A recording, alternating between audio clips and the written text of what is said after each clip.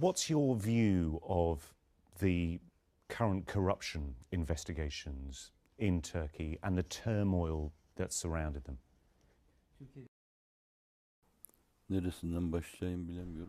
I don't know where to begin. It is certain that there is corruption. Everyone accepts this, from the uneducated to the educated to the elites. Everyone sees and knows what is going on, and no person has the power to cover this up. But I suspect that some people are uncomfortable with the Hizmet movement, and these investigations are being used as a pretext against the movement. The judges and prosecutors overseeing the corruption investigation are being scattered across the country. When these people return to their posts, I suspect they will show their worldviews and outlooks. From among the judges, prosecutors and police that were reassigned, there will be those who have a nationalist outlook, those sympathetic to the Nationalist Action Party, those sympathetic to the ultranationalists. To show the movement as larger than it is, to justify their argument that the movement comprises an alternative or parallel state, they claim that those officials which they have reassigned and flung across the country all belong to one movement. They are trying to scare people by showing the movement as very big. They are trying to break away AK party supporters who are sympathetic to Hizmet. I suspect that they are using these corruption investigations as an opportunity to show their discomfort with the movement. Perhaps those that are doing this today will regret their actions in the future. However, I believe that the things being done against the movement today are also causing Turkey to lose. These things will have a negative effect on America and the European Union's view of Turkey, because the actions taken by the government are anti-democratic and are against the rule of law. Almost everyone is saying this today. It's not just the Prime Minister who has accused you, who has said that there is a state within a state operating in Turkey. It's also people who don't have dogs in the fight. Newspapers who aren't affiliated to one side or the other, who have said it would not be conceivable that there be these corruption investigations now if, to be blunt, you had not pulled the trigger. It was leaked to the press that the National Intelligence Institution has informed the Prime Minister about the corruption issues 8 to 10 months ago. People in the judiciary and the police carried out investigations and launched this case, as their duties normally require. Up until now, bribery, embezzlement, theft and cronyism were regarded as criminal activities. That is why the judiciary and the police went after these people. The investigating prosecutors and police did not know that these misdeeds were no longer considered as crimes, and they pursued this matter.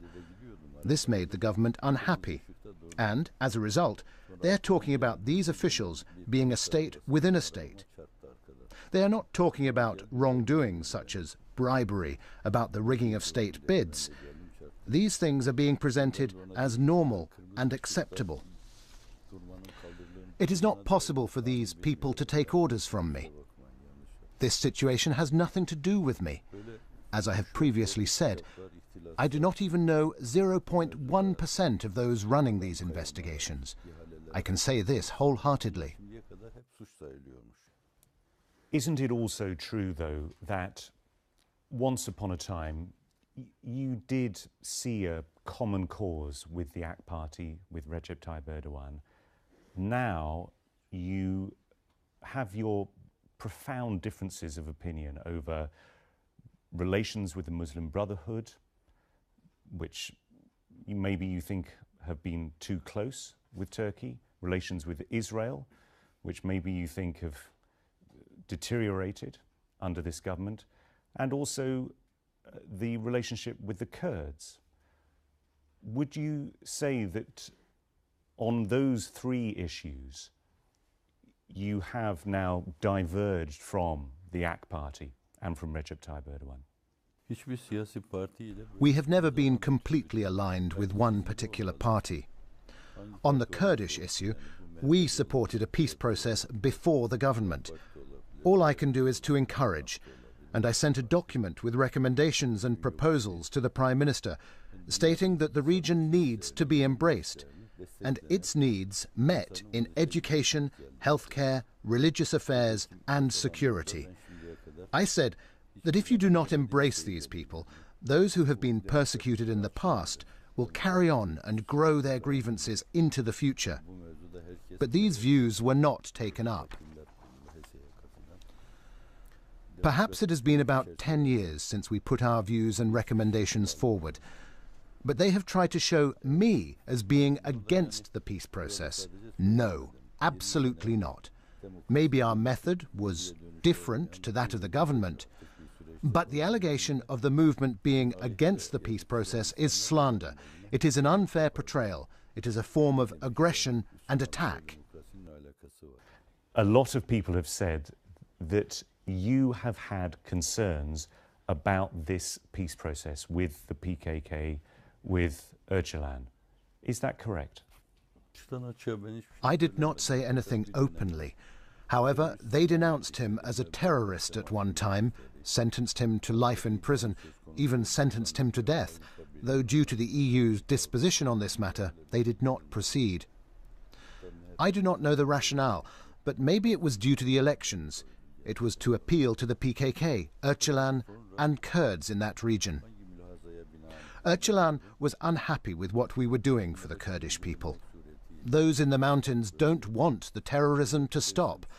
They are unhappy with activities that seek to build bridges between the Turks and Kurds. Their politics is to keep enmity between Kurdish and Turkish people. The current administration, in order to have good relations, to look good to the Kurds, and to get their support in the elections, blamed everything on what they call Hizmet, the community or movement. You're here in the United States now. If you were back in Turkey, we've got two big elections coming up this year. We've got the municipal elections and we've also got the presidential elections. Would you be voting for the AK Party? Would you be voting for Mr. Erdogan to become the next president of Turkey? I have had a chance to vote only once in my life. Either I was in jail, or I was on the run, or I was deprived of those rights. If I will say something, it will be this: vote for whoever stands for the rule of law and rights, is upright and sound, whoever is respectful of democracy, who gets along with those around him. If I am to say something, it will be this. But I am yet to decide if I will even say this. Other than that, I would consider it an insult against people's foresight and reason to tell them which party to vote for. Everyone can see what is going on.